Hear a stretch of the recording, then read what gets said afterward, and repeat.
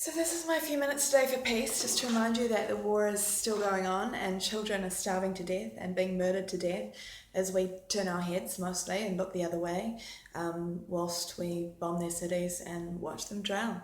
It's a state of humanity that most people are willing to accept as none of their business or something they're helpless to do anything about. And so I record these messages now since I've been close to 2 terror attacks, because it's a simple equation. If we let our leaders continue to bomb Middle Eastern countries, namely Syria is the most concerning one because so many civilians are being hurt, then we are complicit in that hurt. You know, we are complicit because we let our business people make money off creating weapons of war.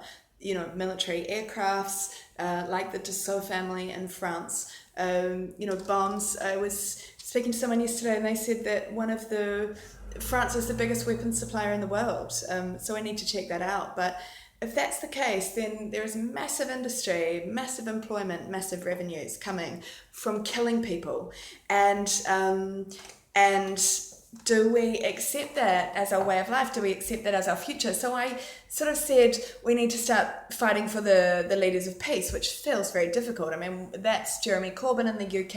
I don't know who that is in France and Germany right now, but that is Gary Johnson in the US, I would expect. But I mean, these guys have an outside chance of winning unless we have a snap election in the UK of 326 members in Parliament voting a vote of no confidence against Theresa May, which she totally deserves since she threatened $205 billion worth of, yeah, that's really important, $205 billion worth of, even more important, pounds, £205 billion worth of investment into nuclear weapons, which she said she's willing to use on innocent women, children and men.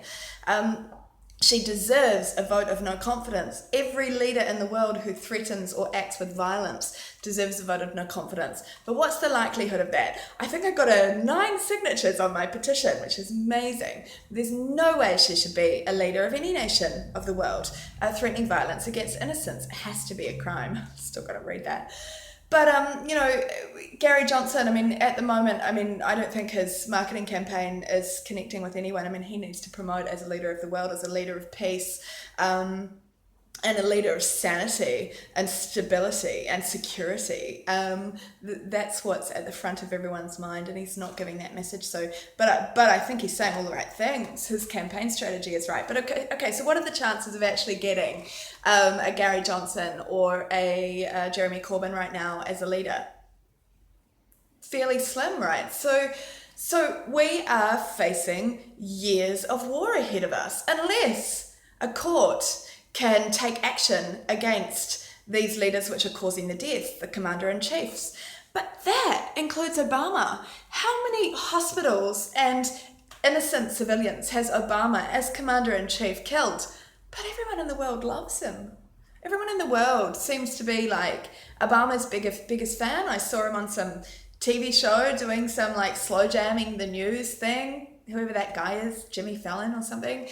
I mean, it's kind of perverse. I mean, he was even slow jamming the TTPA, which is like the trade agreement, which is totally about creating jobs, but destroys the people's rights. It's about the companies owning the countries. It's about them being able to sue a country for millions of dollars if they don't give them the rights to, for example, gold mine in their major water supply river. That's what happened in El Salvador.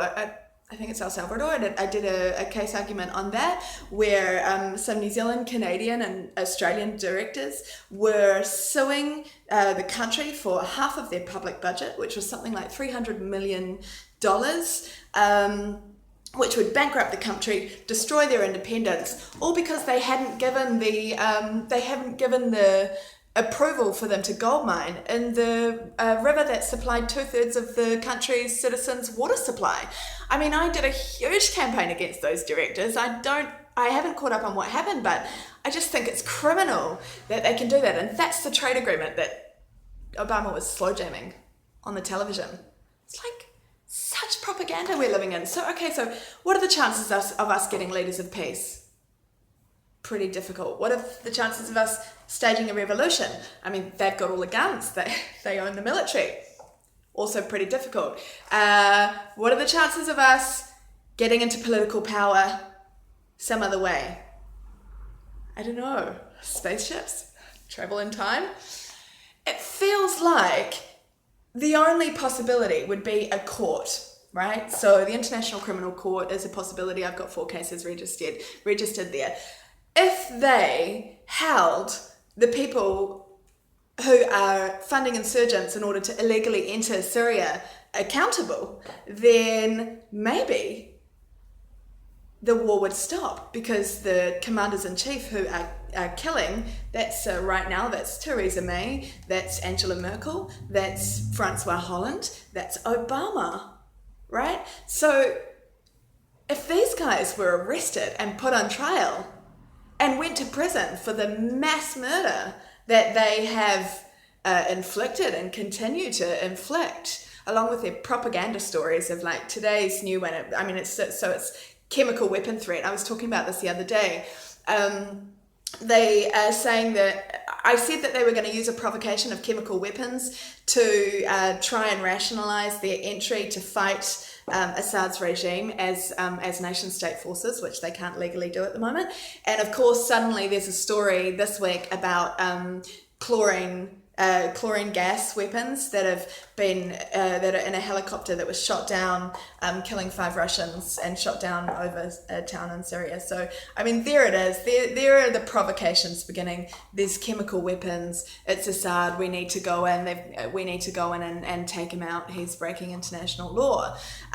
But it's such a setup because Assad and Russia, I'm sorry, they're never going to use chemical weapons. They are the ones who are operating within international law in this fight. Although they too are killing a lot of people, they are not financing insurgents in order to kill a whole lot of people. They're using nation state forces, and Russia is supporting the nation state to protect their country from these insurgents who are totally gangsters. I've seen them beheading children, they rape women, they have no integrity whatsoever. But of course they're financed by our government, so they get to skirt the law. And then they break off into their own independent groups, which still get financed. So who's financing them?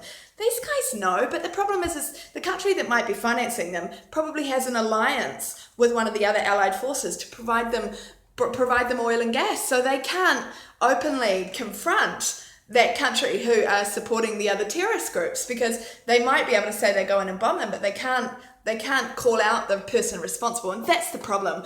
These guys are responsible for mass murder. They're responsible for the most heinous crime, one of the most heinous crimes in the history of the world, and there seems to be no accountability. How do we stop them? These peace talks have failed time and time and time again, because the allied forces try to make Assad deal with their proxy militants to negotiate the giving away of Syria after so much death. I'm sorry, the only reasonable outcome after so much death should be that Syria is returned to Syrians, and if Assad is the chosen leader, then he gets to try and rebuild the country and allow them some sense of a future. But that requires the biggest egos in the world, the biggest mass murderers in the world, to stand back and say, okay, for the sake of humanity, for the sake of these people, we quit, we lose, we accept, we've lost, we've made a lot of money selling weapons, but we lost and we will withdraw from Syria. They're not going to do that. They're not going to do that. Assad is going to have to hand over Syria to these people, which means that the West have effectively stolen Syria if that happens. Is that acceptable? Because next it's going to be Lebanon. I read an article yesterday demanding that Lebanon get a prime minister because this and that, and it would make them unstable and not trustworthy and that sort of thing. They're probably fine with their king and queen. Thank you very much. Mind your own business. Let them govern how they want. But no, because next they want to steal that country. It's a never-ending scenario of death and war and insecurity because of the terror attacks that come back to justify them going back to war using the taxpayers' money. So how do we stop it if we can't get leaders of peace voted in? It's got to be, as far as I'm concerned, it's got to be the court coming to life. But that's a thinking for another day. Okay, that's my ramble for peace today, because people are starving to death in Syria. They're being bombed to death every day. They have no hospitals. They have no medications. A lot of the people who haven't left are older, or they're not fit to travel, so the most vulnerable remain. And it just makes me sick that as a human race we allow our leaders to continue this mass murder and destruction without accountability. I hope I live to see them in jail.